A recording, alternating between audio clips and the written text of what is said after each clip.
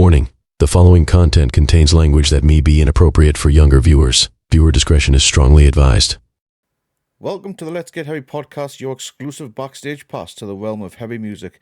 Join us as we engage in conversations with amazing bands and emerging talents who are making waves in the scene. This episode we are diving into the world of Vanitas, and joining myself is Jade and Mitch to discuss their EP Chaos Theory, future plans, and even geek out on Sonic the Hedgehog. So let's get heavy.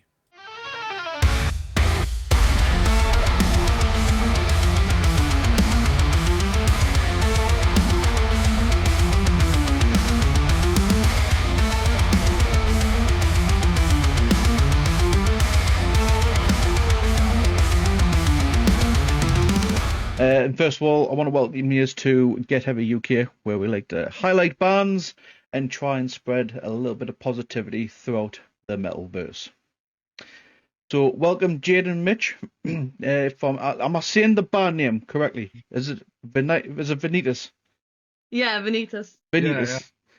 Which I'm assuming you're anime fans. Is that correct? Yeah. Yes. Yeah. But it's actually named after the Kingdom Hearts character, so that's where the reference is I see. Right. Aye. There we go then.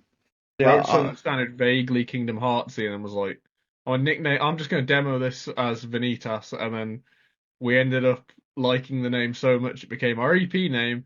And then when we were figuring out a band name, we were like, "Why not band name?" And I was like, "Oh, it works. It's fantastic. So why not?" So let's start from the beginning, guys, just in case for those who may not know who the band are. Could you share a bit about how Vanitas came about and what inspired the band name? Well, we know about the Kingdom Hearts story. Yeah. So how did the band come to be? So Vanitas actually originally operated under a different name, which was Verb the Noun. You can see why we changed our name. So we met in uni alongside John, and sort of started making music together. It was going pretty well. We started being more inspired by our sort of nerdy orchestral influences, that sort of thing. Yeah. And so our music changed a lot, and we thought, you know what, let's rebrand, let's start fresh. We're adults now, we've graduated, and we want to move away from the joke name. So in 2022, we launched Vanitas. We met Elijah, he joined us not too long after that, after our debut EP. The lovely Jackson on the drums joined us as well, and that brings us to today, really. We like to make what we call cinematic gent, which is our nerdy way of saying it's kind of like modern prog metal, metalcore gent, but with orchestral influences from video game soundtracks, movie soundtracks. Sort of thing. Stuff like Final Fantasy especially is like mad influential. If I can name drop, I always question if I pronounce his name right, but I'm 90% sure I do. Nobuo Uematsu. I'm going to take a word for it. Which Final Fantasy is that? My knowledge after Final Fantasy X is out the window. I'm going to be honest with you. I think he composed everything up until 13. Right. I think. I might be wrong on that, but I know he did like 7, 8, 9, and 10. Right. That's the music and side. Like 3 and stuff. Yeah, he's the guy who's basically like, what if Rock Band but with orchestral stuff? And I was like, that's a good idea. What if metal instead? Oh. Yeah. Well, it works. You've done a cracking job. I also hear a little bit of melodic death in there as well. I don't know what. That's him. That's his influence.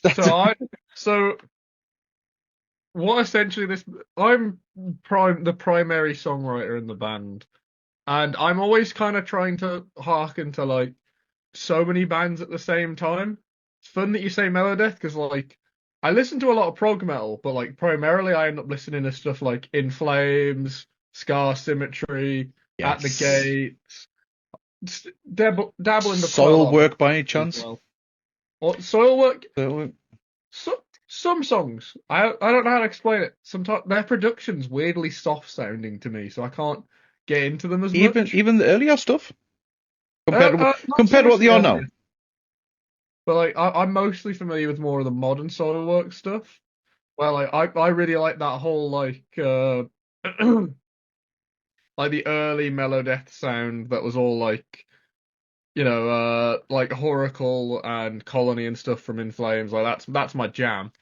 It's interesting because when we first formed Vanitas, I actually couldn't scream. Yeah, that's something I learnt kind of start of 2023.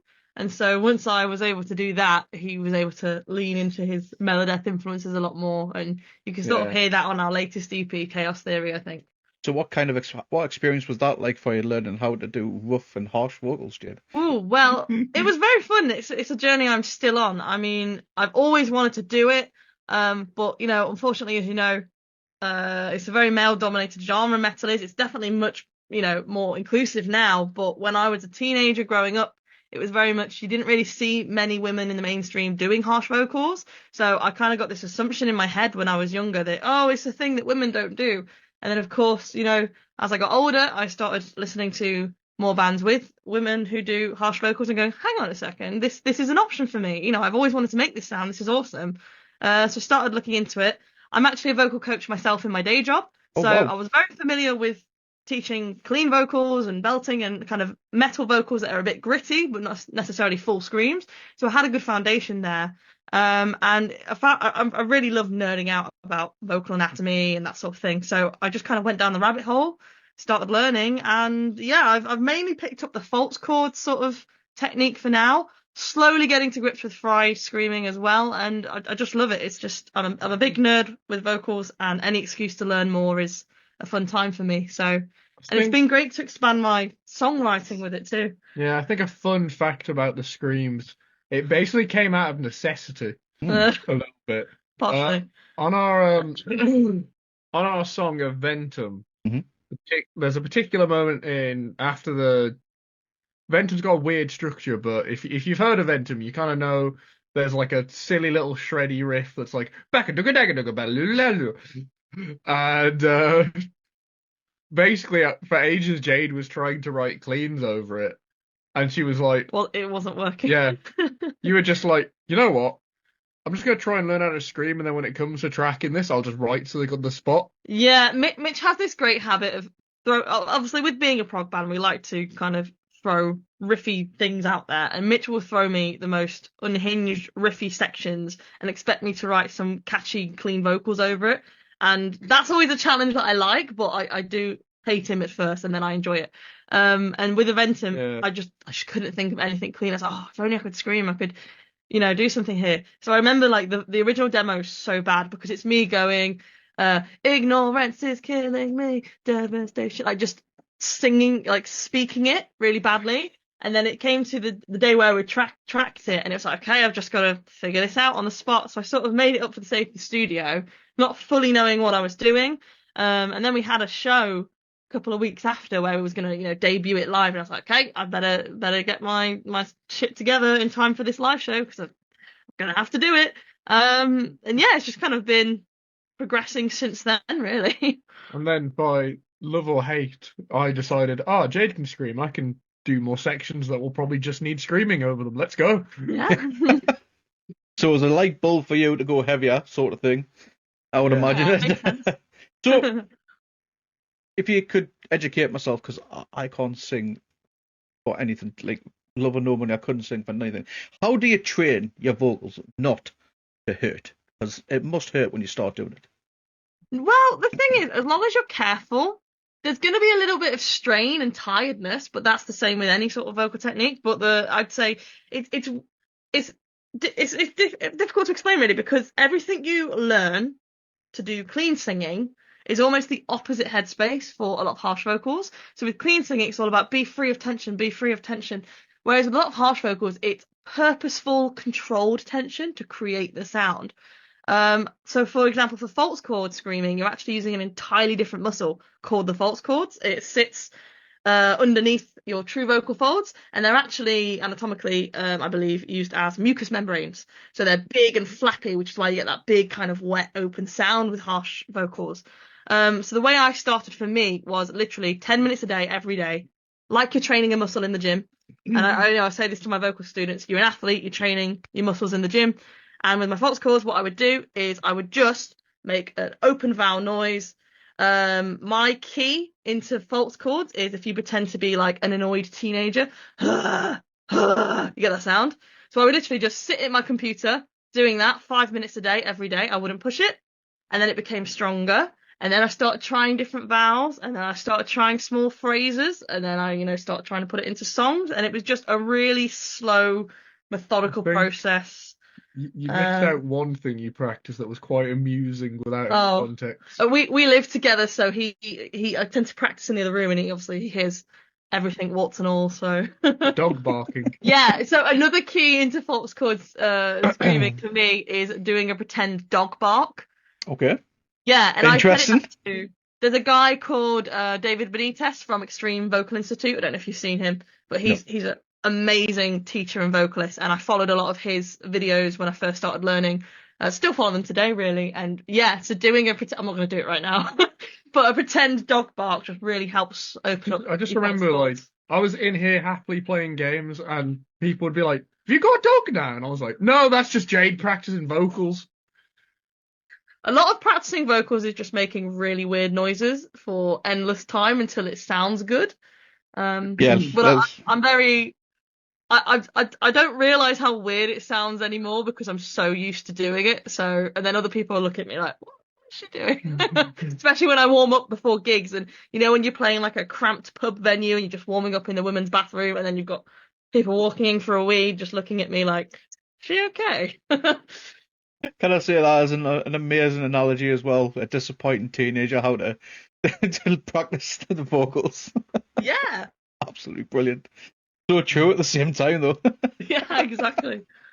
And if it works, absolutely fantastic. And can I say as well, you have an absolutely amazing vocal range. Just switching from the clean vocals into the whoops, especially on your latest single, Wait and See, which we played it on our Twitch channel. Wow, holy shit, guys, that was absolutely sick. Absolutely sick, man. But before we get more into that, how has the sound evolved over the years? Oh, I'll let him answer that. I think the two biggest things that have like evolved our sound is obviously Jade learning to scream allowed me to get a lot heavier in the kind of ideas I could throw out in the band. There's quite a few songs off our last EP, Chaos Theory, that I don't think would have existed pre Screaming Jade. Like, for example, our song Queen of Nowhere, there's a lot of moments in that where like they're just riffs that you could not sing over at all. And also, I think one of the other big evolutions is getting into 8-string guitars. Yeah. Like, a lot of our songs, again, would not exist without 8-string guitars. It's kind of like, I know the stereotypical thing is, oh, you get an 8-string guitar, and then you just play the low string, and that's it. And that's kind of like the stereotypical guitar joke. But I'm very much like, oh, I've got 8 strings, I'm going to use all 8 strings. And that just, it's almost like playing a different instrument at that point. So it just brings out like anything. For example, our song "Grey Morality." That if I didn't have an 8-string, I never would have wrote anything like that. If that makes sense, because it's just such a fundamentally 8-string song. Like the chorus riff of it you can't really properly play that on a 6-string without like doing some things that just feel completely unnatural. I'd say that's the two biggest evolutions. Were definitely Do you 8 find strings much of and a screaming. do you find much of a change or a challenge picking up an 8-string, switching from maybe 6 to go, or did you start at 6 and skip the 7, go straight to 8, or did you gradually move up? I used to be a mad 7-string guy, and then got into 6 strings way more, and then kind of went, 7 strings don't feel different enough.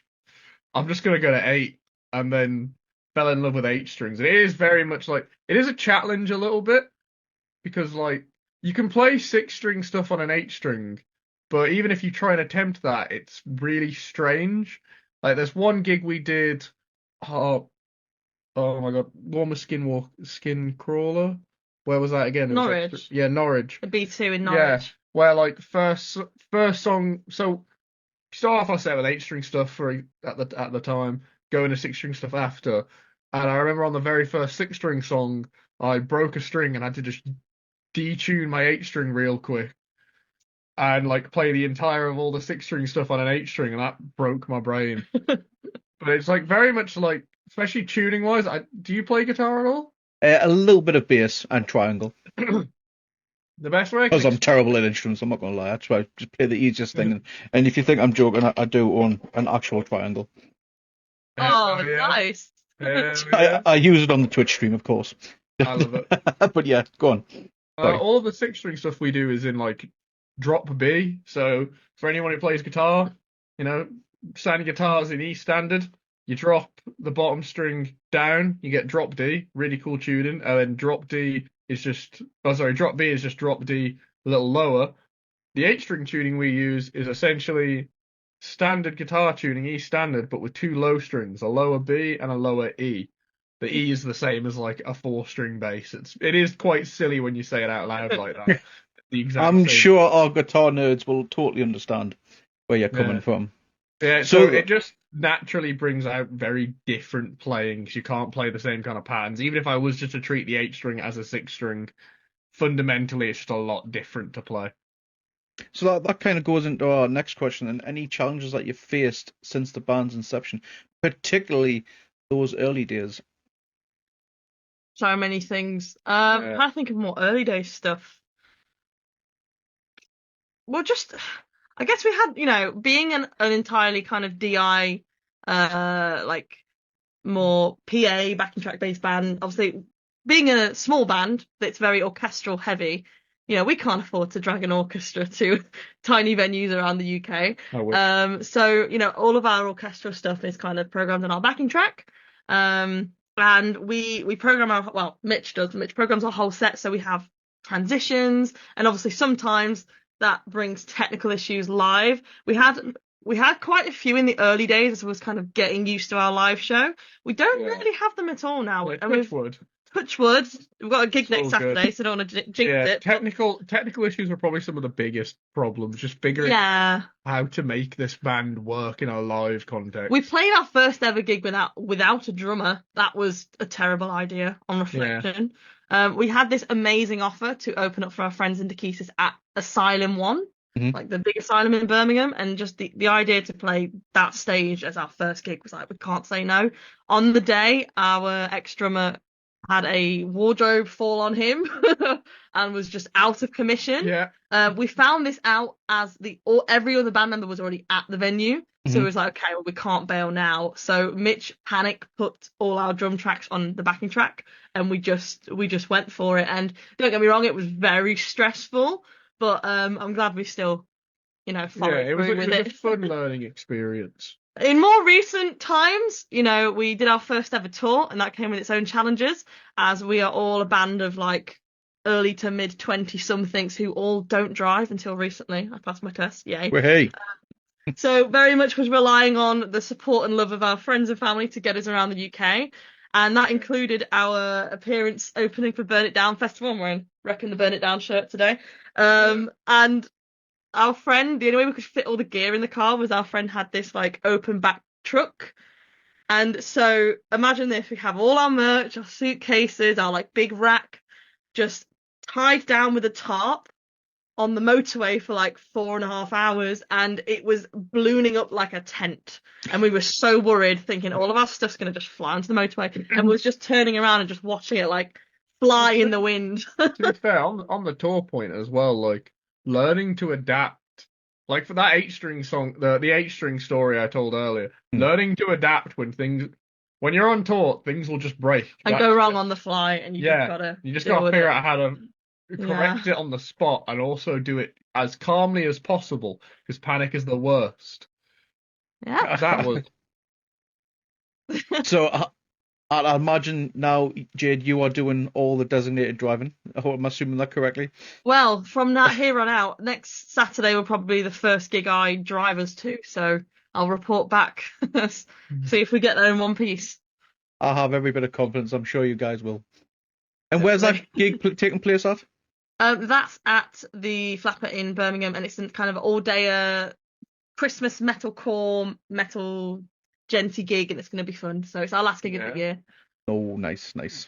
Any surprises? It will be our first time playing Wait and See live, which should be quite fun. Looking forward to that. Nice. Yeah, nothing else too special, but Wait and See. Live debut is going to be quite fun. Yeah. No Christmas covers? There almost was one. That's a tale in and of itself. There almost was one. we got too wrapped up in the wait and see stuff. So A lot of people try and go through the, let's see how long they can go without being whammed. Are you not going to try? true. Are you going to try just spoil everyone's evening and say Last Christmas? That would be pretty funny. I could put Last Christmas on the backing track. You may have just given me a horribly evil idea. Like, end our set. Like, set ends and then Wham just starts playing. Just like Wham. Mate, I'd have to wham myself for that. Well, you just put your plugs in so you can't hear it. Yeah. Smart. And I'm happy for you to put the blame on me if you wish, don't worry. Yeah, you just gave me an evil idea. It's great, though, isn't it? I keep telling the wife that I'm going to, because she's like, nope, I'm not going to get whammed this year. And I was like, oh, just wait. I'm going to wake you up with it. I'm just going to play it. Put me phone next to your pillow. I once had a friend drop me off a box of Celebrations. And as he was waiting in his car, I didn't realise, watching me, like, he was like, oh, I've just dropped off a box of Celebrations for you. And as I pick up the box of Celebrations and open them, reveals a Bluetooth speaker, and he just hits play in his car, and I'm just getting whammed. That's pretty genius. Was that Mike? Yeah. Yeah. My mate Mike did that, and I was like, mate, that I can't even be mad. That was creative as can be. That's brilliant. What a legend. So, guys, we're in 2024, and we're near the end of 2024. The year has witnessed the band achieving remarkable success. You released the EP Chaos Theory, which included 2 standout tracks, Grey Morality and Queen of Nowhere, collectively amassing 50k views on YouTube together, which is absolutely amazing. Especially from your earlier single, which was Ghostly Coast, which is when I first discovered the band. When I was starting out on Twitch. Nice. So, like I say, because I mean, look at the difference between those collective of songs. Do you know what I mean? Yeah. But you didn't just stop there. You continued and released 115, and of course the latest release, Wait and See. So 2024, you have seen amazingly new heights. It's been an amazing year for the band, from what I've kept tabs on. So let's touch on first of all the EP. You've taken your sound to new heights. What was the creative process behind it? How did you approach writing and recording the tracks? Oh, so that's always a spicy one, because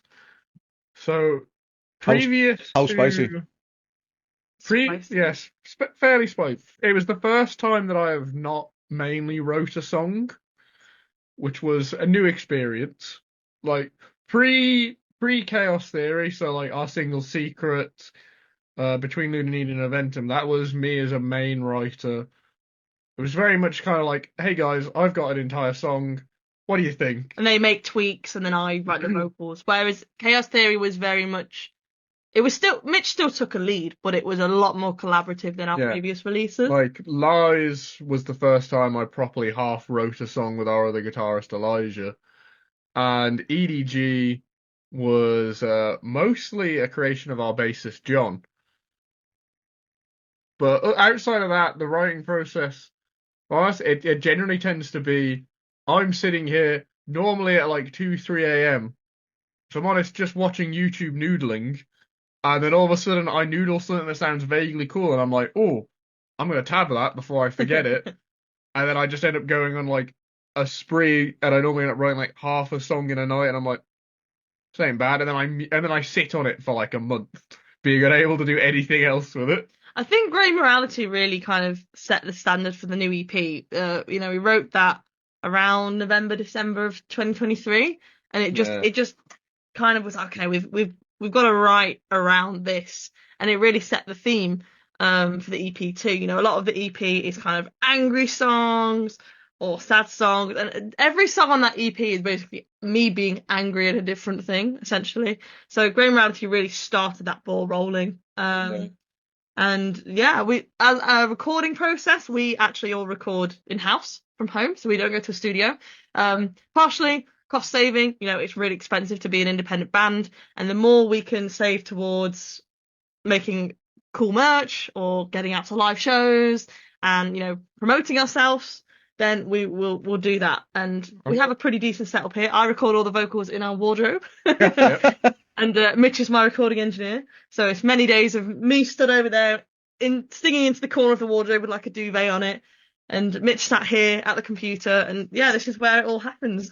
Yeah, like, I think, to be fair, talking about the recording side, it's good that we are like very much a self-production band because, being frank, when it comes to recording, I am way too much of a perfectionist. He is. So, like, I don't even want to imagine how much studio time it would have cost to do. Like, a great example of that is there's like a 30-second, if that, acoustic. Well, no, I think it's a little longer than 30. I don't know. Acoustic section in Queen of Nowhere. And that actually took me several hours because I kept getting annoyed at how it sounded when I was recording it. Like, I was like, this isn't right yet. And I remember I was sitting there with like 12 takes of the exact same part, all with me like playing slightly harder or slightly softer. And I was just sitting there like going, oh, which one is it? And it took me a million years to decide. Same thing with Chaos Theory's intro. And also, recording acoustics. There has been previous Vanitas releases with acoustics, but acoustics is its own beast entirely. Like, I'd say I like the way that It's a different style of playing, isn't it? Oh, Yeah. completely different. Translating that to live is also quite challenging because it's like I still want it to have the same vibe and like sound, but I'm on an electric guitar, so what do? And I end up doing absolutely whack things. But yeah, I'd say, to be fair, to touch back on a previous point that's relevant to this that you asked about, introducing acoustics was very much a big influence on our sound, I think. Yeah. It was me just trying to bring in more of my love of Opeth than that. Interesting. Very interesting. So, the story behind the name Chaos Theory sounds like it's something from Sonic the Hedgehog. Is that correct? It very much could be, knowing us, but it's actually not. Yeah. Honestly, like, a lot of the songs I lyrically wrote about how, life's chaotic and random and unfair.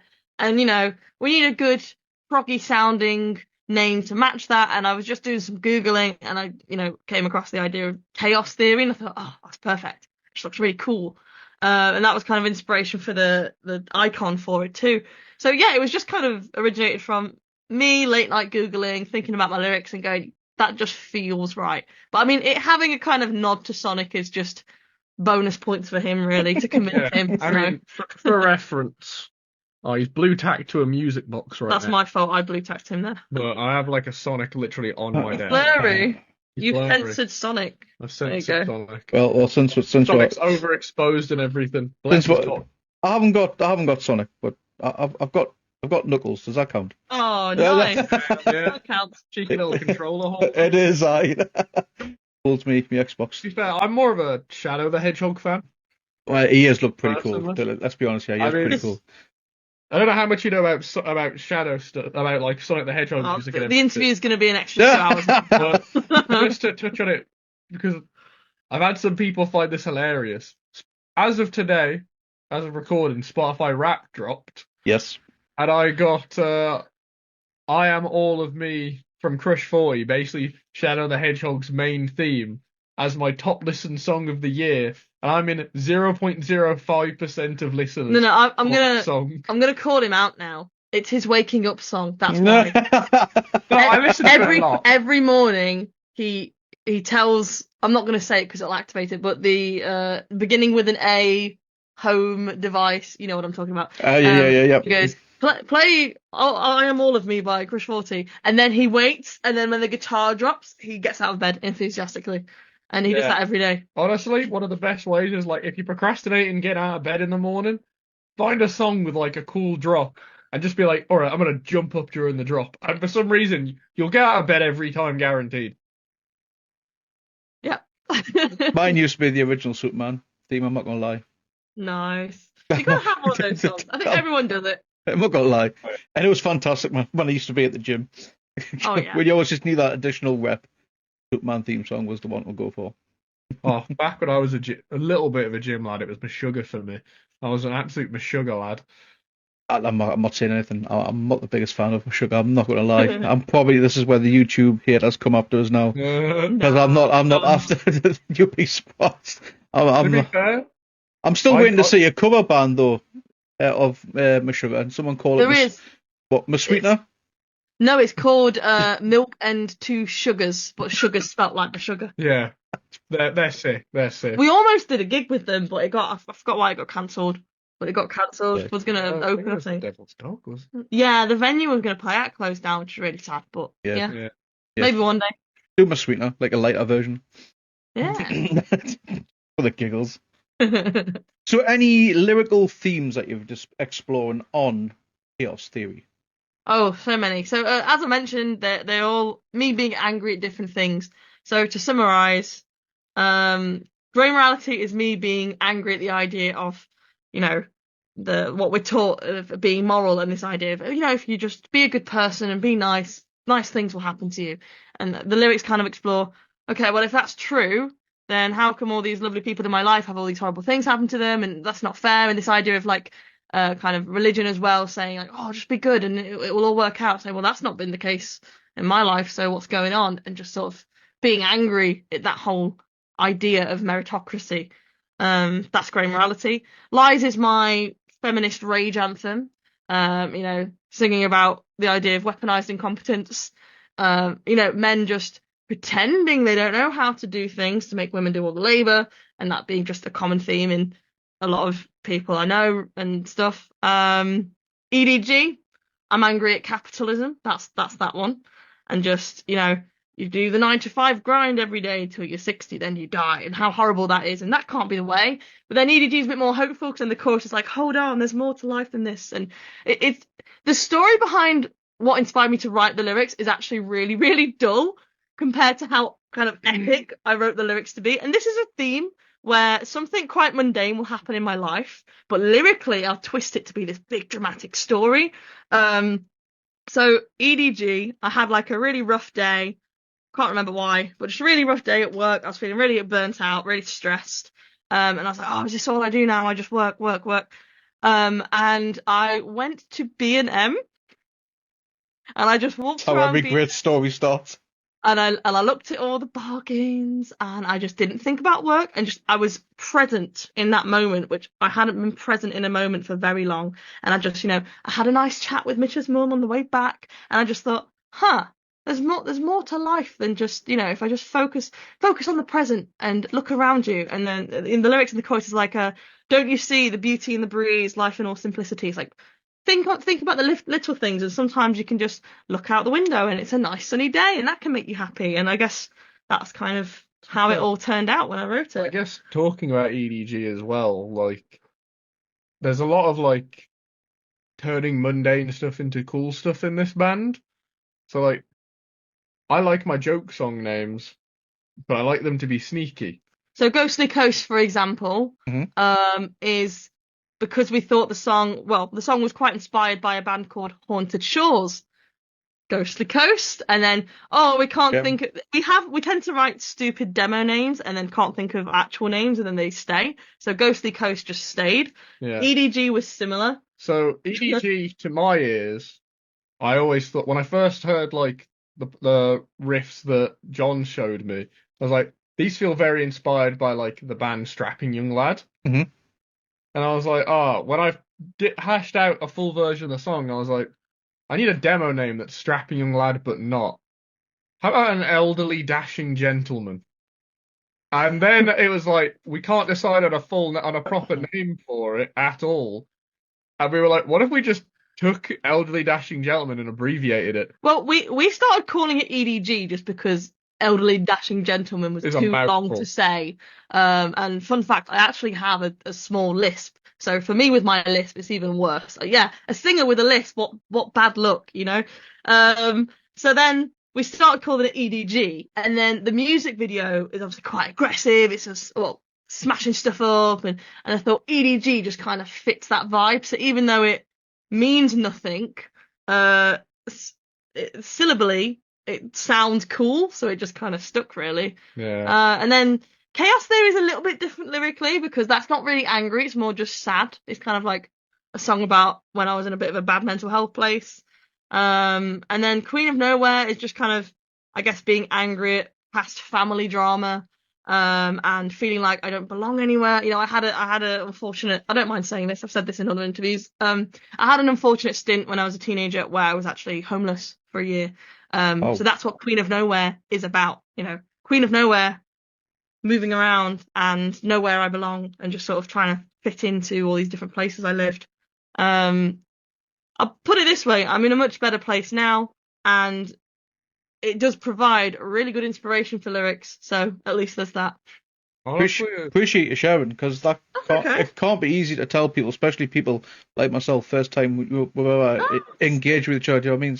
And I'm pretty much an open book about a lot of things, so I like sharing things like that, because hopefully for someone else out there, they can hear it and go, okay, well, if they can overcome that and do stuff, then I can too. And that is kind of what a lot of our lyrics circle back to. I'm angry or I'm sad at things, but there's always an uplifting, hopeful chorus a lot of the time. There's always a positive message in there. Yeah, so I like the songs to try and be cathartic, but then have a message of hope in there too. And I like to think that most of the songs do strike that balance of getting through hard times and getting to a better place and being resilient and carrying on. Another interesting thing about the lyrical content is that, like, it really... Chaos Theory as a song, as Jade mentioned, very much written about quite a horrible mental health time for herself, she mentioned, and there was a lot, I won't say drama, but there was initially a period where, a little bit, where we were very much like, all right, we'll play this for the EP show and then never touch it again because of the fact that it's quite a hard song lyrically. Yeah. And like we were like properly in debates about it for ages.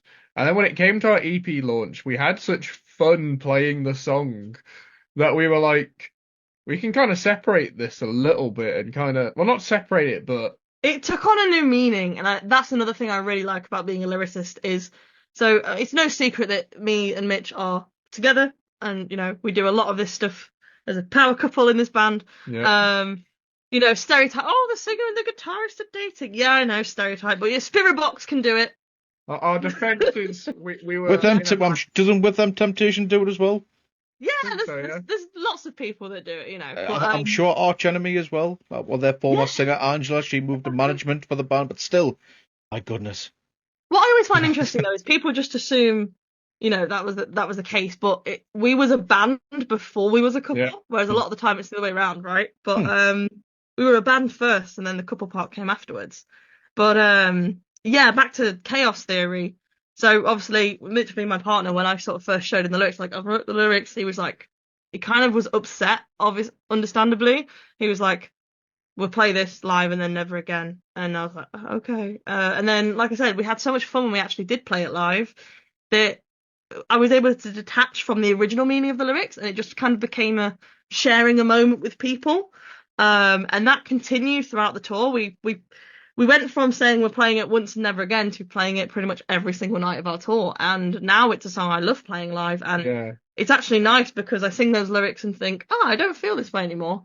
And that's nice for me. But hopefully if someone in the audience is feeling that way, they're at least in a room with people listening and sharing and enjoying music, and they feel hopefully less alone. Considering the drama behind it when we wrote it, it's like in my top 3 Vanitas songs now. Yeah. Which is not something I ever expected to say when we wrote it. Yeah, big respect. You know what I mean? Because, like I say, it's not easy, and to write songs like that, it's truly amazing to see from bands. And I'm happy that he's got to find, because obviously you see, you started as a band first, and he's found each other through the love of music. So that's absolutely epic, guys, man. I absolutely love that. He's all right. Well, Mitch might not know this, but I do follow the band on Twitch, and we have engaged a few times. I went by Beardmore Baggins, you might recall. I remember. With my constant Halo Infinite stream. We want to do more streams again. We've sort of fell off the streaming, being busy with everything else. I really want to get back into it, but it's finding stuff to stream, because I kind of I'm a massive Halo fanboy, and I was like, I'm just going to stream that because it's somewhat watchable, and it's just a game I love playing. But since I kind of fell off Halo Infinite, I'm like, I don't know what to stream. Yeah, I just thought about just doing guitar. What's for Trivium? I've debated it, just doing because in my own time, if I'm not in the mood to write, but I want to do something that's songwriting, I'll very commonly like do Vanitas versions of songs. So there's Because like I'm assuming you mix and master yourself, so maybe just do a live stream while you're mixing and mastering. You can give people the snippets and behind the scenes sort of look of what happens. It's very good. yeah, that'd be fun. But like just an example of one of those songs that like I just was like, oh, I'm just gonna do a Vanitas version of Muse, but Muse's Stockholm Syndrome was actually one of the. It was like my. What if I took a thing that's originally a 6-string and then did it as an 8-string song kind of ideas? And like I've had a version of Stockholm Syndrome sitting around now for like a year and a half, I think. So maybe we'll release that one day. You'll see. Yeah, maybe. But yeah, there's a couple of ideas for you to spin out. Definitely play guitar. Thanks. Yeah. Even maybe yourself, Jade, as well. If you're interested, you can do the vocals as well. Yeah, I can do the whole vocal coach reacts thing. That would be Yeah, there you go. West Hey, Street. why not? all That'd be all I pretty do cool. all day is listen to singers and analyze them and help them. So that's my jam. Honestly, like whenever we're watching anything with vocals, and I'm like, Jade, vocal coach reacts now. Yeah. And sometimes I'm like, oh, I'm not at work. I just want to listen to the song. And Mitch is like, what are they doing there? How do they do that? And I'm like, I don't want to explain.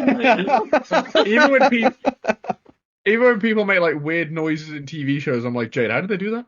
I'm like, well, I don't know everything. Also, sometimes he'll ask me, and I'm like, look, I'm a singing teacher, yes, but I'm not like a throat doctor. I don't know everything. You watch laryngoscopy. You're getting there. I do watch laryngoscopies, which is quite nerdy for me. But That's brilliant. what can I say? So we are slightly getting off topic, but jumping back on, that's quite alright. It happens quite a lot on a Get Heavy podcast. Moving on, so after the EP release, and you've released 115, and of course Wait and See. Were these songs originally meant to be for Chaos Theories and cut, or did you like write them afterwards? So one, just how do I phrase this? Just to clarify a little bit, 115 is a cover from COD Zombies. Oh, okay. Yeah, didn't know that. Yeah, 115 happened in the sense that the year before, because I'm a massive Sonic fan, I was like, all right, I want to do a cover of I'm Here from the Sonic Frontiers soundtrack. Because when that dropped, everyone sent it me being like, this sounds like something you'd write. And I was like, I need to cover it. It just needs to happen. And when it came to like us thinking, so we'll touch back on this. Wait and See wasn't going to be released this year originally. Okay. And then it was. But we were like, oh, to end the year, just after Chaos Theory, maybe we'll do another cover just for fun. And our other guitarist, Elijah, is a massive COD Zombies fan. Like, in the video we did for it, all the props and stuff you see that are COD Zombies related are just stuff he owns. Yeah, So he just really? Yeah, like he just owns like loads of COD memorabilia. So we were like, all right, what's the most like? There's songs we probably would have liked to have covered more from COD Zombies, but like whenever I think of COD Zombies, it's like, all right, it's 115 because it's that's like the really popular one. And then on top of that, it was like zombies, Halloween. It makes sense to do a Halloween cover. And then also we got a lot of comments when I started screaming saying like, oh, you'd be really good doing 115. Yeah. So I was like, sure. The funniest thing was, not long after we dropped that cover, I like did some TikTok posts as I do, and we got a comment being like, you should do a 115 cover, you know. And I just replied with like the YouTube link, like, done or something like that. Yeah, they were like, oh my god, you already have This Is Sick. Yeah. So it's nice to see that people kind of want us to do that as well. So we were like, give the people what they want. They want a 115 cover, we'll do it. We try really hard to kind of interact with our fans a lot and give them plenty of behind the scenes content. We do all the vlogs and covers and try and make it fun for people. We're always trying to seek new fans, but we also want to make sure that our current fans stick around and feel like they get treated nicely. So. It's a balance, isn't it? Yeah, it's a balancing act. And then with Wait and See, what essentially happened was we were like, we want to play out one more song.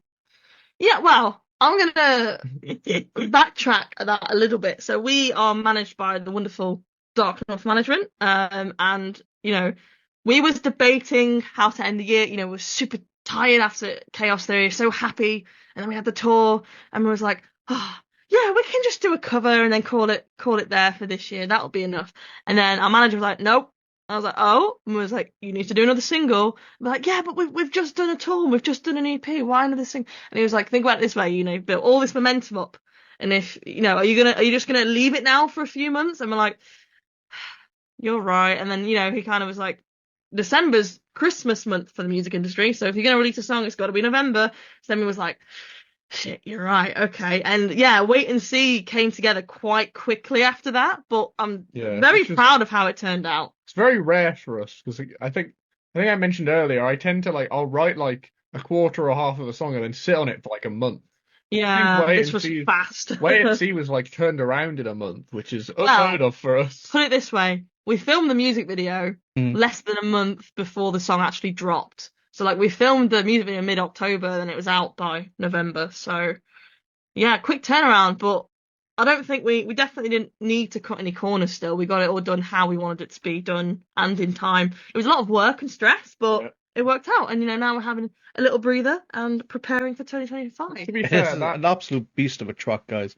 I mean, there's no intro, no bullshit. It's straight in, and I was like, fuck. You know what I mean? This is just straight away. I was like, this song's fucking mid, and our breakdown is tasty as well. So definitely my personal favourite of everything that you've released so far. To be fair, that whole it just going straight into it, no bullshit. That was very much. It was a kind of a response to Chaos Theory, in a sense that a lot of Chaos Theory has like obvious intros, for lack of a better way of putting it. Yeah. And we were like, what if we just went straight in, like no bullshit, just went, this is it. Because that was it. Because when I was playing it on Twitch, I was waiting for the intro, but there was no intro. It literally just started. I was like, shit, what? I wasn't waiting. Because like I've obviously listened to the past stuff. There's always been a little bit of an intro, a little bit of it's just an easier way into it. But not this. This wasn't easy. This was just straight, full on. In your face. We went back and forth so much, and Mitch was like, it's not done yet, I haven't got an intro. And I was like, who says we need an intro? Just go straight into the verse. He was like, no, it'll sound weird, we need an intro. And then I wrote the vocals, and I'm like, let me write the vocals, and I'll show you. And I wrote the vocals, and I sent it back to him, and I was like, see? And he was like, yeah, okay. Yeah, so I convinced him. I have a habit of perhaps maybe overwriting songs. Yes, and then it kind of takes me to come in and go, shut up, Mitch, it's done. Look, it's done. Yeah. So many songs we would not have released if I didn't have that conversation with him. I suppose a little fun fact for you that I don't think I've mentioned anywhere else, actually. One of our songs... Exclusive. Aye. Yeah. One of our songs, Between Lude and Eden, it's about 6 and... I can't remember if it's 5.5 or 6.5 off the top of my head. I think it's 5.5, but it was longer. The original version of Between Lude and Eden was an 11-minute long song. Yeah. And everyone was like, no, thank you for cutting it. Because the two long songs, I tend just to drown out after a while. You know what I mean? I feel 5 minutes is... Yeah, we're a prog band, so there's a little bit we can get away with, but we're also a new band, so you got to catch the audience. And you're talking to a massive Dream Theater fan here, so I do have to work hard to make sure we don't release 20-minute songs all the time, because we wouldn't get anywhere, unfortunately. There's an orchestral... the original version of it kind of went from like second chorus, and then it went into an acoustic break that was then essentially like 3.5 minutes of like a full-on like acoustic only song, pretty much. Maybe we'll bring it back one day, but like I remember the finger picking pattern from the verse of that became like an orchestral string arpeggio to transition into like what then became the bridge and everything, and it was kind of interesting. You did good to put it down. You did very good to do that. Yeah, it's hard for me. Eventum did the same. Eventum was like 8 minutes originally. Yeah, this is a common theme. Yeah. And that's one thing our manager hops on us about. He's like, write shorter songs, Mitch. What you doing? Yeah, Wait and See was very hard for me, in the sense that I was like, this is too short. Doesn't feel like a full song to me. And sometimes that's something I've got to get over myself with a little bit. Like one of the things we're working on right now ends at about 3 minutes. And my brain's like, I haven't listened to a You've song. also got to remember though as well, because you're playing set spots only like maybe 20 to 30 minutes. You know what I mean? You're playing 11-minute songs. There's half your set gone already. Oh yeah, exactly. You know what I mean? So If you're trying to cram as much as possible in that time short space, do you know what I mean? So it's best to try and keep it around the 3 to 5 minute mark. Oh, It is yeah. hard. Just my opinion, of course. Just my opinion. No, you're right. You're right. One day we'll have a 12-minute song. One It's just day. probably No, album I mean, territory. you can release it, I suppose, digitally, but playing it live might be a different story. Yeah, I that'd be mean, especially amazing. that being said, we run Get Heavy Fest in the Newcastle area, Newcastle Gates, and we had yes, I am repping my own merch. I don't care what anyone thinks. Yeah. the same thing. I not wrong with it. Yeah, selfless promotion, shameless self promotion. If you wouldn't wear it yourself, why would you sell it? You know Well, what I mean? to be fair, mate, it's comfy as hell. I'm not gonna lie. I'm always wearing it. It's comfy as hell. But yeah, we had a band called Erebor who are from the northeast area, and they've got a 40-minute song. They played it live Wow. at Get Heavy Amazing. Fest. So it was like a total of 4 songs that you heard in their entire set. So See, I just smile when I hear that. I'm like, Well, not to do the shameless self promo too much, but if you ever wanted to come to Newcastle, we'd be fully down to hell be yeah. on the Get Heavy Fest lineup. That would be awesome. We've not had a Newcastle gig yet, and it's no, one place that's we disgraceful. really want to play. But we don't really know any promoters or venues that way. So if you fancy hooking us up, we're down. Aye. So send us your ideal Vanitas set list and we'll do it. Well, we yeah. mainly just do obviously our annual Get Heavy Fest. We have just for 2025 we are upgrading from a single day 2-day festival. Amazing. It's been quite a challenge, I'm not going to lie, because we've had so many applicants and trying to narrow it down to 16 bands. Can imagine. It's Been hard. Yeah. a nightmare. We've done all of our EP launch shows ourselves, and I can't, from just doing one night, I can't imagine doing a festival. So Yeah, it must be so props much to you. work. Props to you. Thank you. It's not just me. The idea came from our good friends and partner, Sean Payne. He's not obviously here tonight, but he gave us the idea and we ran with it. First, 2023, the opening, yeah, was sold out. We sold out again last year, and we just thought, let's, because we record it live as well, record it and live stream it on Twitch. So our American viewers who watch live on Twitch on a regular basis, they'll get to witness these bands because obviously money issues. People can't just go on tour in the States, so they get a chance to see these bands live in action for the first time. So that's really cool. Yeah. So yeah, it's yeah. Well, best of luck for 2025. Yeah. Don't think you'll need it though if you're selling out every year. Well, we're challenging ourselves. We're going from a 1-day to a 2-day.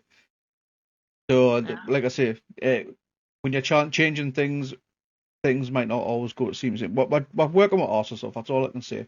I'm happy with whatever we do, but yeah, we're going to work with us off and see if we can get that sell out and basically we're going to have to try and see of changing to a maybe a bigger venue. Guess we'll wait and see to find out. Definitely keeping tabs. You are on our database of bands. I will not lie. You have been on our database of bands for a while. Always keeping tabs on you, because like I said, I absolutely love the band. Oh, thank you. Well, you know where we are if you do need us. I do indeed. Never any pressure. Thank you. I appreciate that. So what is in store for the band? Any future upcoming releases? So we are going to hide away in our little cave over Christmas and get these new songs written. Yeah, all silly demo names like Midnight Peanuts. There's a little Easter egg for you. One of the current demos is called Midnight Peanuts. I was eating peanuts at midnight and got a riff idea in my head and was like, let's go. Midnight Peanuts. And then, of course, we will be back with more music, more videos, more stuff in 2025. And you'll just have to sort of wait and see how that goes. And what is the long-term goals for the band? Say the next 5 years, what are your ultimate goals? We've definitely got some bucket lists. So bucket lists would definitely be to play Radar Festival. It's one of our favourite festivals. We love it. We really, really enjoyed playing Burn It Down, highlight of the year for us. So if we could come back and do that again, that would be the dream. Of course, we cannot say festivals without mentioning the amazing Download Festival and Bloodstock. They're also bucket lists for us. Yeah. We'd love to do another tour, like maybe a longer one. Outside of the festival and touring, well, this involves touring a little bit, but outside of the festival thing, a personal 5-year goal of mine is we actually somehow have managed to get, well, I guess it's because of the Melodeath influences that you mentioned earlier. We've managed to get quite a Finnish fan base. Like, we haven't like done anything to get the Finnish interested in us But they're one of necessarily. the top countries on Spotify, and I don't. We're not like on any Finnish playlists or anything. We've just got a lot of Finnish listeners, Yeah, so we we'd have, like, love to do a little European tour. I'd swear at this point, like half of our merch orders are from the Finnish. Yeah, we've had so many like random merch orders from Norway and Finland recently, and I'm just like, oh, cool. I would basically, I'd love to play Finland. A personal, hopeful, like one day highlight of goal of mine is to play in Gothenburg in Sweden. Nice. It's like a very important city to me. It's kind of like a musical mecca. I don't know how to explain it. Those type, like you just said before, those type of countries, they're big on the mellow death type stuff, aren't they? Yeah. So that would be a dream. And I guess I really love making songs. I love making music videos. So I guess long-term goals would be debut album when the time is right, and hopefully with maybe a label backing. That would be like goals. So yeah, there's just so much we've done, but so much more to do, and there's always more work to be done. And excited to do the work. Album won't be on the cards for a little while, but probably in the next 5 years, I'd imagine. We'll see how things go. I'll keep tabs. We're keeping tabs on the old socials and see how things are going, of course. Well, we're getting to it. We've got a couple of quick fire questions just to kind of round up the night. Being from Newcastle, my Get Heavy UK community will give me wrong. I'll get my arse kicked if I do not ask this question. But what are your Greg's orders? Oh, we had a Greg's recently, didn't we? Yeah. So, don't get me wrong, sausage roll, absolutely banging. Classic. But I have a real soft spot for the pepperoni pizza. It's like, I don't know, it comes in a square, in like essentially like a square rectangle, and like it's not like the absolute greatest pizza you'll ever taste, but for the price, it's like absolutely killer.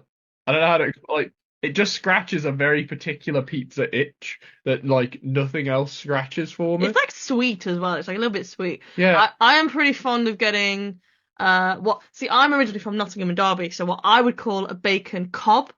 You might call it something different, but I call it a bacon cob on my way to work. Definitely love me a sausage roll, and the occasional cheeky steak bake goes down well. Oh yeah. Yeah. We just got bacon. We got bacon buddy. That's what we got, bacon buddy. Even within the West Midlands, there's so many different names. There's cob, there's bun. Over in Coventry, they call it a barm. And there's roll as well. There's all sorts. Yeah. It pains me every time I go to the local Greg's and I go, "Can I have a bacon cob, please?" They go, "A what?" And I have to go, "Bacon roll," so that they know what I mean. Obviously, you got bread cake as well. Oh yeah. And I think we're the only place in the UK that does stotty. Really? Haven't heard that one. So and considering Greg's has pretty much originated from here, and you go any other Greg's outside of Newcastle and you ask for a stotty, they just look at you like you're a moron.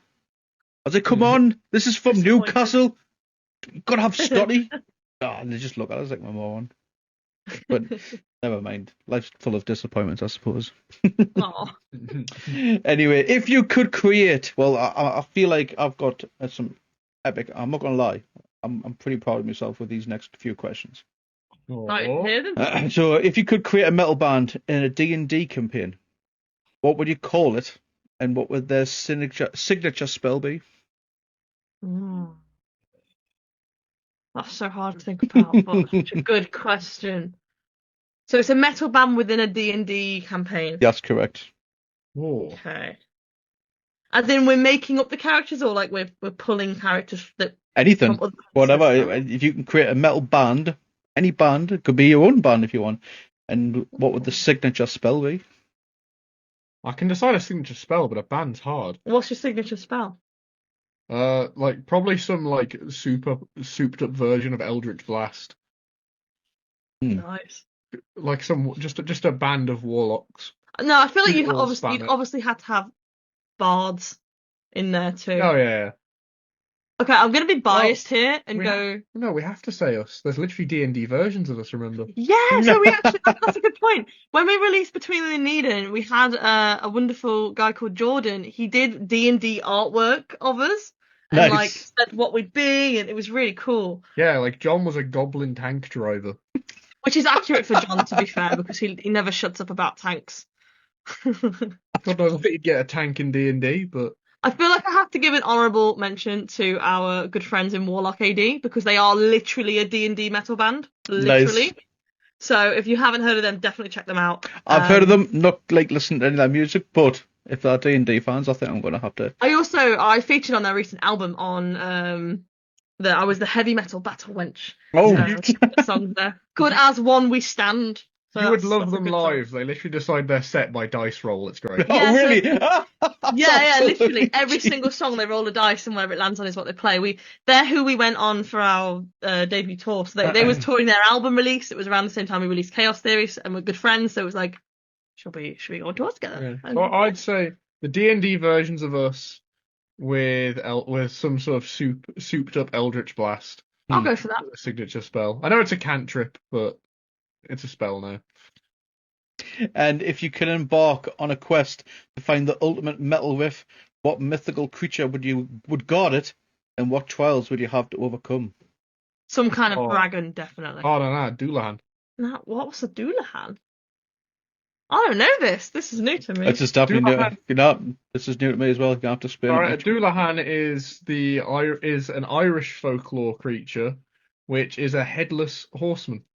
Fair enough. And because we all play headless guitars, so a headless enemy kind of feels appropriate. There we But go. I don't feel like that's as epic as a dragon. And what you could do is you could have, since there's 3 people that have bass and 2 guitars in the band, you could have a 3-headed dragon. All right. What about Chimera then? Oh, that's a good idea. Yeah. As well. There we go. A headless rider riding a horse crossed with a 3-headed dragon. There we go. That's so complex. And I guess the trial would be you got to chop their heads off since we play headless guitars. Yep. Like one needs you to answer riddles like a fable door. No. The real trial would be John, you can't talk about tanks for a day. Mitch, you can't talk about Sonic for a day. I can't talk about vocal nerdy stuff for a day. Animal Crossing. Or Animal Crossing. He's not wrong with Animal Crossing. I do love Animal Crossing. I'm not gonna lie, I do play it myself. I love it. Elijah can't talk about, I don't know, Sea of Thieves for a day, and then Jackson can't talk about Transformers for a day. Yeah. If you haven't picked up already, we're quite an autistic band, so we all have our little special interests that we talk to each other about. To be honest with you, that's why I'm feeling pretty proud of these questions. I'm not gonna lie. You've nailed it. If you could create a metal soundtrack for any video game, what game would you choose, and what kind of music would you compose? He's frothing at the mouth here. I'd basically compose Vanitas for a hypothetical Dark Souls 4. That would be very cool. Or Final Fantasy, of course. You've got to say that you'd want to be in I would love to be in a Sonic game. Oh yeah. I would love to do like vocals for like a Sonic song or Sonic Symphony. Like we're big fans of a band called Seven Spires, and the vocalist of Seven Spires also does the Sonic Symphony stuff. And I found out through our friends Earthbound that she actually put our Sonic cover on her like Instagram story a few times, and I was like, yeah. To be fair, Sonic game is Sonic or Final Fantasy definitely. And I'm gonna go into my video game nerdy roots, and I mean it's definitely not the genre for this game. Metal isn't, but I don't care. I'm gonna say it anyway. Professor Layton. I love the Professor Layton soundtrack, like orchestrally. So to do an orchestra thing like that, but with the Vanitas, would be very cool. Yeah. I like to daydream about the idea of doing a Sonic one purely because I'm bringing out my Sonic autism here. The guy who did I'm Here, the vocals, was like virtually unknown. Like he's in a band that's the same size as us roughly. Yeah, until he did that song. And it's like, well, now I know it's theoretically possible if he got to do it, so I'm just going to sit here and daydream. Sega, please email us. Please. Please, Sega. Please. Spend all the money on Sonic things, I promise. I'll be a pretty sweet sponsor. Yeah, that'd be so cool. Oh, God, yeah. So, in a parallel universe, you are a pop band. What would your band name be, and what kind of music would you play? Or what kind of music would you make? This is easy for me because I listen to a lot of pop music. I actually love pop music. The band name part less so, but we would make hyperpop. We would make Hyperpop. yeah, like Charlie XCX, 100 Gex, Sophie. We'd make hyperpop, and it would be banging. See, I'd like to make something like Bruno Marsy, where it's Really? where it's like a little jazz funk, but like Mm. you know, through a pop lens. Because that would be Yeah, quite fun. I love my hyperpop, so I don't know what name would be though. You know what? I have to think about that one. My name, purely because it's a Simpson reference, the B Sharps. Sure, I'll go with that. If aliens discovered metal music, what would their reaction be? Would they form their own alien metal bands? I would love to hear some alien metal music. It'd be so cool. Just listen to Rings of Saturn. Rings of Saturn, yeah. I reckon aliens would just write like Rings of Saturn or Archspire type stuff. I mean, what I would be nerdy about is that you think of all the cool things we can do with our voice, and then you think of like different vocals in other cultures. So you think like Mongolian throat singing. Imagine what an alien could do if they have a different vocal track to us. Like imagine just noises you can't even imagine coming out of their voice. Like that's what I would want to hear. Going beyond weird the vocals. stuff that Lorna Shaw's bringing out. Yeah. Yeah. And finally, what are the band's guilty pleasure songs? Time that out yourselves. Got one. This is hard for me because I'm not ashamed of anything. I listen to some weird things, and I'm not really ashamed. I think I'm gonna say the Bluey theme. I love the show. I know it's meant for kids, like little What? kids. What? I don't understand love Bluey. this obsession with Bluey. My It's mate just good. is obsessed with it, and I don't understand. I'm beginning to trust me. think he's going through some sort of midlife crisis. I'm really worried no. about him. I was the exact same as you because I'd see it pop up on like TikTok or my friends would mention it. I'd be like, it's literally a show for toddlers. Like, what's so good about it? I mean, I'm pretty known for watching a lot of kids shows, but when I watch kids shows, it's more stuff like say Adventure Time or SpongeBob that is at least for kind of can be appealing to adults or say teenagers. So when people say, oh yeah, Bluey's really good, I was thinking, isn't that literally like a toddler show though? And I was expecting it to be something like Cocomelon, you know? But no, I watched it and I was like, oh my God.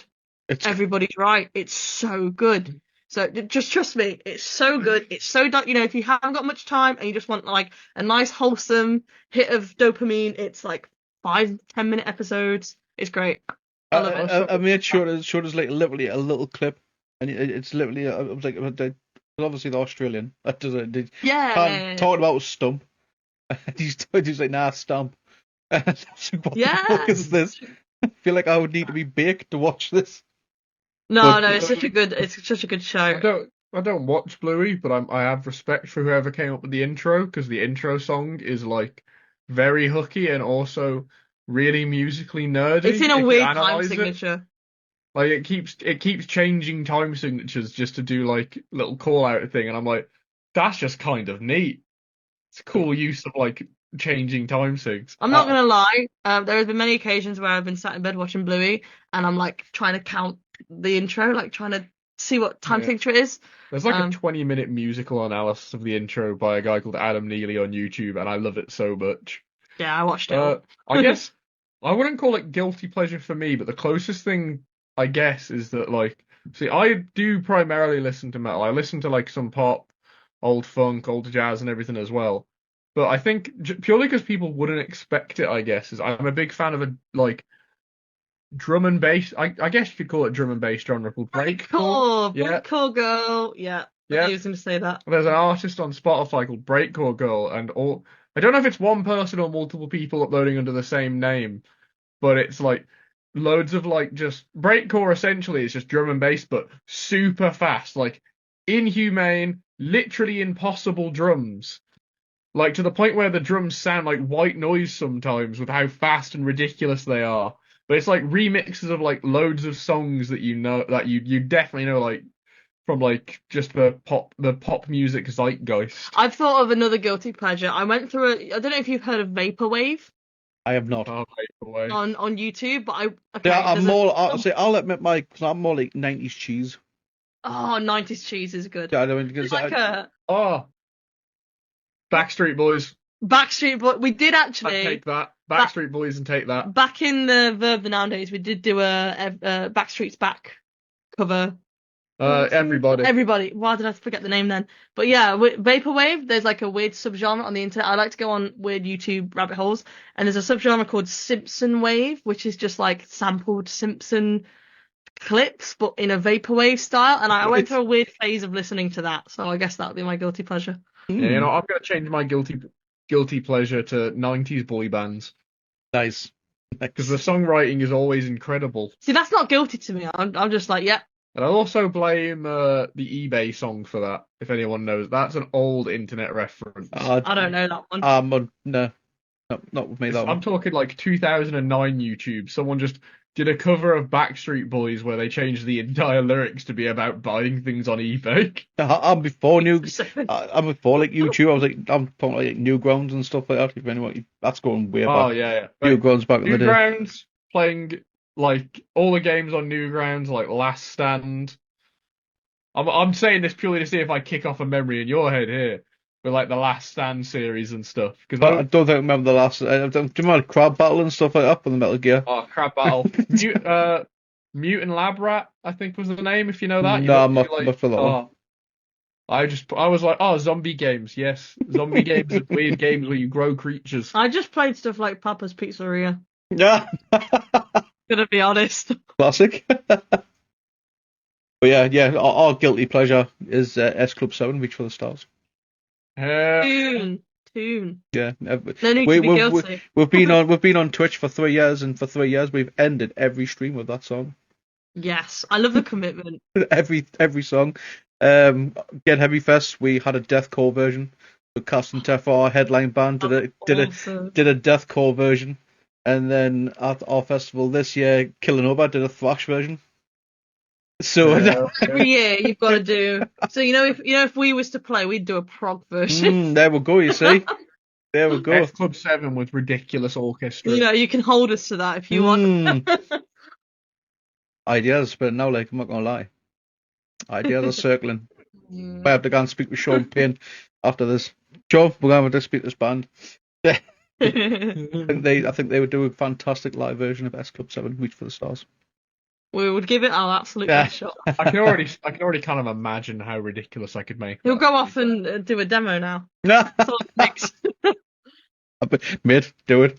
I have actually generally had the ideas of trying to get like so many bands together and do like a actual proper full version of the song, but release it as a charity. But have like so cool. Have like 12 or so many bands work on it. That'd be amazing. That's like a Metal Allegiance, but for S Club 7. Metal band. Well, we use the song Reach as kind of a mental health sort of thing. Do you know what I mean? So just basically because the song literally starts when you're feeling blue, I'll be there for you. So we literally use that song to tell people never be silent. Reach out to somebody. It doesn't have to be myself. It could be anybody in the world. I'd rather have a phone call at 2:00 in the morning than find out the following morning that you've done something stupid.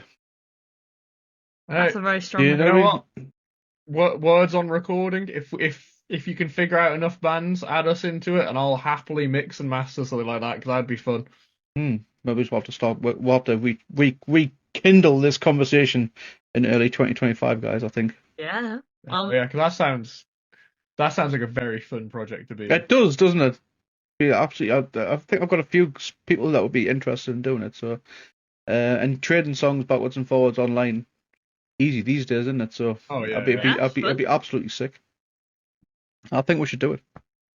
Anything that you guys wish to plug before we call it a night, guys? I've kept this for over an hour. That's all right. Well, that's our fault. We're too chatty. I'd say go and listen to Wait and See. Thank you for making 2024 an amazing year for Vanitas. Have a great night, and we'll catch you in 2025. Yeah, and if you want to see more of our silly, stupid faces, check out our vlogs, because there's lots of silly mishaps. You also get to see us witness our drummers celebrate our drummer's birthday like 7 times. I'm gonna tell everyone to go and check out that TikTok because it's absolutely hilarious to watch. Especially some of the videos like guess the band member who plays what instrument. We like to make all sorts The, of silly stuff. the outtake of Jade falling over with a bass will forever be iconic if you've seen that. You know the worst part is because I'm a teacher as well. My students have seen that. And, yeah, so I went into work like not long after posting it. I was like, "Oh, I saw you fall over, Jane." Oh no, they found the video. Do they know Miss Jade's in a metal band? Oh yeah. Well, the thing is, I work at a college, and it's a music college, so they kind of actively want the teachers to be doing music stuff. So I used to work in a secondary school and it was horrible, and like it was very much, oh my god, please don't find me online. Whereas now it's kind of like, you've all found me anyway, you know, as long as there's no funny business. Yeah. You know what? I release music under a band name. It's whatever. If anything, it's actually quite nice because I get students kind of come up to me like, "Oh, I like your new song, Jade." I'm like, "Oh, thank you." Oh yeah, it's chill. I mean, they just call me Jade as well. It's not, with it being a college, it's pretty relaxed. More relaxed than like a secondary school setting anyway.